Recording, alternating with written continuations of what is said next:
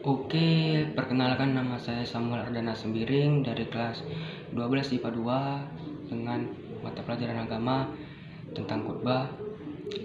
Pertama-tama kita akan melakukan doa terlebih dahulu.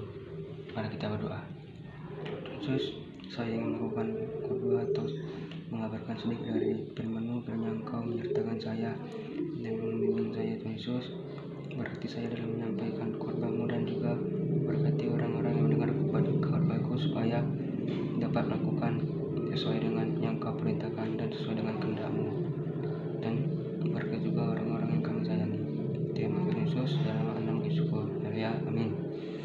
Nah, yang Injil yang akan kita ambil pada pagi hari ini saya ambil dari Matius 6 ayat 1 sampai 4.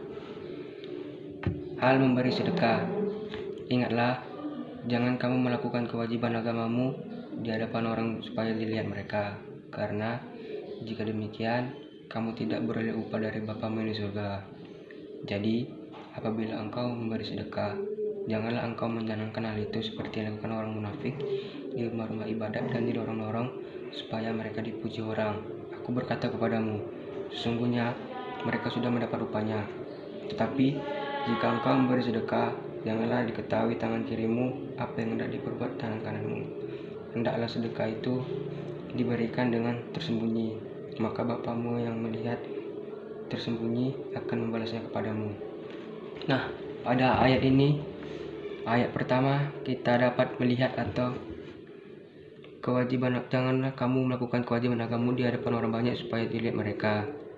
Nah, maksudnya kita tidak boleh melakukan kewajiban atau kita melakukan pemberian atau sedekah kepada orang untuk dilihat orang banyak.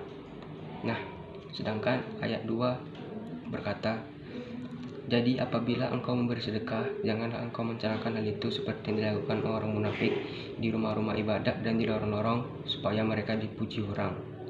Aku berkata kepadamu, sesungguhnya mereka sudah mendapat upahnya.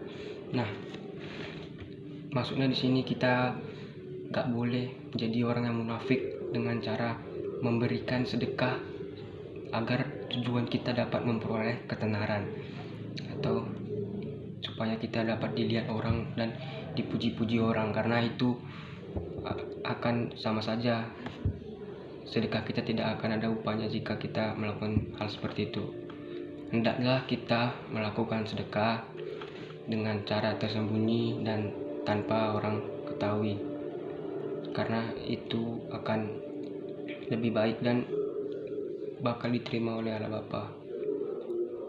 Di zaman sekarang ini banyak orang atau artis-artis yang membuat sedekah ini sebagai permainan atau bisnis mereka dengan cara memberikan sedekah kepada orang-orang fakir miskin, tapi dengan cara juga mereka kamera atau membuat konten dengan dipublish ke YouTube, Instagram, Facebook untuk mendapatkan uang atau AdSense dan untuk mendapatkan ketenaran atau dipuji orang. Nah, hal ini kita tidak boleh lakukan karena sama saja amal kita tidak dibalas oleh Tuhan. Kita dianggap orang yang munafik.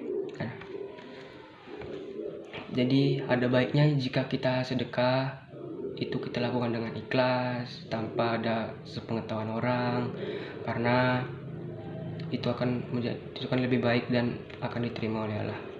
Nah, saya akan menyinggung satu ayat lagi dari ayat surat Yohanes yang pertama, Yohanes 1 ayat 5 sampai dengan ayat 10. Dan inilah berita yang telah kami dengar dari Dia dan yang kami sampaikan kepadamu. Allah adalah terang dan di dalam Dia sama sekali tidak ada kegelapan. Jika kita katakan bahwa kita beroleh persekutuan dengan Dia, namun kita hidup dalam kegelapan, kita berdusta dan kita tidak melakukan kebenaran. Tetapi jika kita hidup dalam terang sama seperti Dia ada dalam terang, maka kita diperoleh persekutuan seorang dengan yang lain, dan darah Yesus anaknya itu menyucikan kita daripada segala dosa. Jika kita berkata bahwa kita tidak berdosa, maka kita menipu diri kita sendiri dan kebenaran tidak ada di hadapan kita. Jika kita mengaku dosa kita, maka Ia adalah setia dan adil, sehingga Ia akan mengampuni segala dosa kita dan menyucikan kita dari segala kejahatan. Jika kita berkata bahwa kita tidak berbuat dosa, maka kita membuat Dia menjadi pendusta dan firman-Nya tidak ada dalam kita. Nah, di sini ini adalah ayat tentang pertobatan. Jadi di sini tertulis bahwa jika kita berkata bahwa kita tidak berdosa, maka kita menipu diri kita sendiri dan kebenaran tidak akan ada dalam kita. Kenapa gitu? Karena di zaman sekarang juga banyak orang yang menganggap dirinya suci, menganggap dirinya tidak punya dosa dengan membawa agama dia, mensucikan agama dia. Padahal semua orang itu mempunyai dosa masing-masing. Jadi kita tidak boleh mengatakan bahwa kita tidak boleh berdosa, karena semua orang atau semua manusia itu berdosa. Dan di sini juga tertulis, jika kita mengaku dosa kita, maka Ia adalah setia dan adil, sehingga Ia akan mengampuni segala dosa kita dan mensucikan kita dari segala kejahatan. Nah, alangkah lebih baiknya jika kita mengakui dosa kita kepada Tuhan, berdoa kepada Tuhan, dan minta pengampunan kepada Tuhan, maka dosa-dosa kita juga akan diampuni oleh Tuhan. Nah,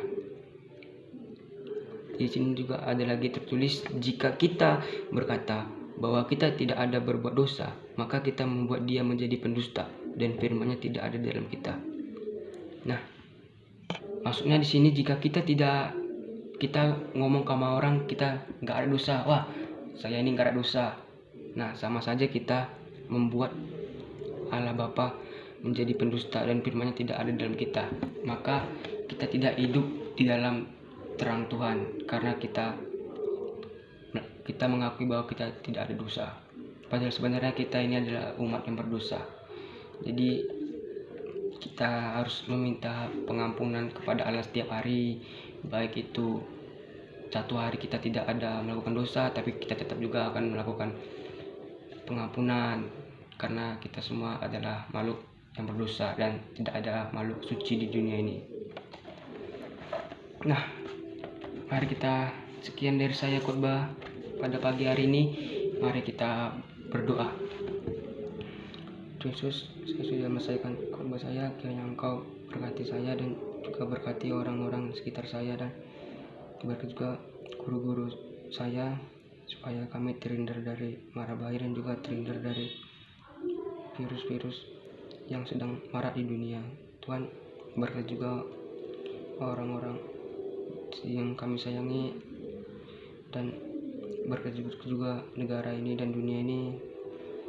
Dan kami sudah mendengarkan sedikit ayat firman-Mu, kiranya Engkau memberikan hidayah kepada kami dan kami dapat melakukan apa yang sesuai dengan firman-Mu. Terima kasih Yesus, dan anak-Mu syukur. Haleluya. Amin.